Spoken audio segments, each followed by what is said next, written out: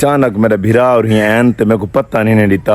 अचानक फोन किया ने किसी बाहर हुआ खड़े असा ते तकू भिरा नाल मुलाकात करे ना सर। अस्सलाम वालेकुम तुसा दे यूट्यूब चैनल सियाल भोले बादशाह जनाब आज सुबह एक व्लॉग स्टार्ट करने पे जनाब सामने तुसा जनाब तुसा दे पे से इट्टां वाली ट्राली आई खड़ी कोई टैल ते कोई गुटका लै ते खड़ी जनाब अपने घर दा कोई थोड़े जना कम थींदा पिया जनाब। तो कोई पता कि सारा कुछ बर्दाश्त थी सकदे लेकिन सही रोटी तो बगैर बंदा बर्दाश्त नहीं कर सकदा जनाब। चाहे बाल हैं जनाब चाहे असन जनाब। सामने तुसा दे पे तले कड़ियां पईन पहले किचन तो कड़ियां पाती हुई ते लेकिन हुण असां पक्की छत पै करवेने टीयर गार्डरां वाली जनाब। इयां कोल खड़ी इसी भी असां के कह वेले नसी कड़ी ढह ना पवे सी तले बाल रोटी खांदे बैठन स्कूल वेने निक्के निक्के बाल हैं अगर कोई ना कोई कड़ी ढवे ते सिरे जनाब पवे ही पर इसी टीयर लैन टीयर हुण जुड़े पे जनाब। ये रंग थी सन रंग थी ते वाल किचन ते चढ़े सो असां उते ट्राली रोड ते आ खड़ाई सी उत्थू जनाब मजदूर लाते जनाब ट्राली छोटी हथ वाली नाल जनाब सिला अंदर सटवाइयां।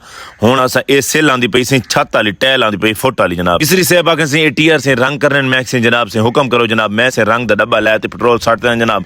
शुरू थी गया मैक्स मैं खुद करे ना सी टीयर मजदूर काम खड़े करे ना। चलो मैं रंग करन बैठा जनाब मिस्त्री साहब जी मेहरबानी जनाब मैं को नाल थोड़ी जी हेल्प करवा गई सी जी। मैं हेल्प दना की दसी से मैं चुप करते उठी ते खिसे गया इथों से टीयर सुके जनाब। असें मिस्त्री साहब ने छत ते रखते जनाब से टैल लाना शुरू कर दी है।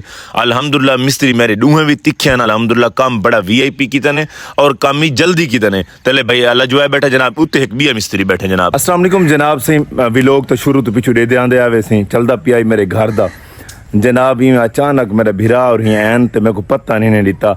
अचानक फोन किया ने किसी बाहर हुआ खड़े असा ते तकू भिरा नाल मुलाकात करे ना सारे इलाके दे मशहूर सिंगर कैसा सलीम साहब। अस्सलाम वालेकुम जनाब से क्या हाल है सी तबीयत ठीक है सी जनाब। और इस टाइम से बड़े मशहूर थे खड़े वे जनाब। टिकटॉक ते भी जनाब मशहूर थे खड़े वे ते यूट्यूब ते भी बड़े मशहूर थे खड़े वे।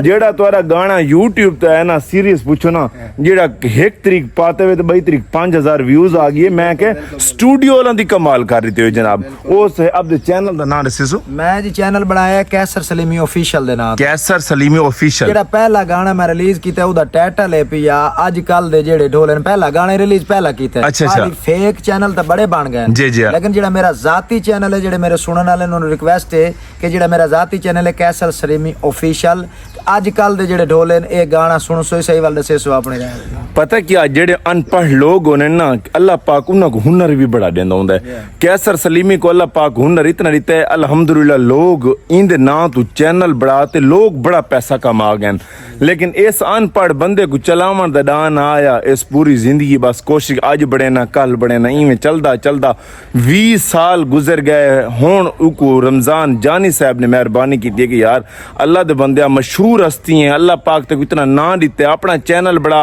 लोग तेरे नाम तो पैसा कमावे तू उठाई दे उठाई वधे आप दी गुरबत च वधे। अब भाई ने मशवरा ठीक दी रमजान भाई ने आप दा चैनल बढ़ाया ने अल्लाह पाक इतनी इज्जत देते। पहला सॉन्ग भी तू समझते देखो ना आजकल उच्चियां उड़ा रही हैं ना आजकल दे जेड़े ढोले आजकल दे जेड़े ढोले हैं ते ओ उंदा टाइटल है जनाब कैसर सलीमी ऑफिशियल। मेरे तुसा यूट्यूब ते वीडियो दे बैवे तुसा ही मैं ते सर्च करो यूट्यूब दुते भाई और सॉन्ग सुन सो।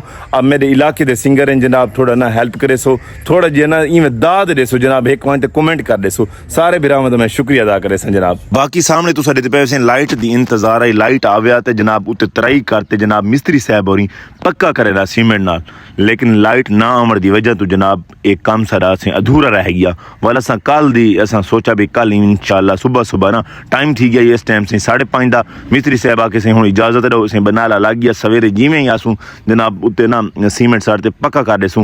हुण सियाल भोले बादशाह को से देसू इजाजत निकल जा भी लोग गई इंशाल्लाह कल हाली वीडियो मिलसू। अल्लाह हाफिज।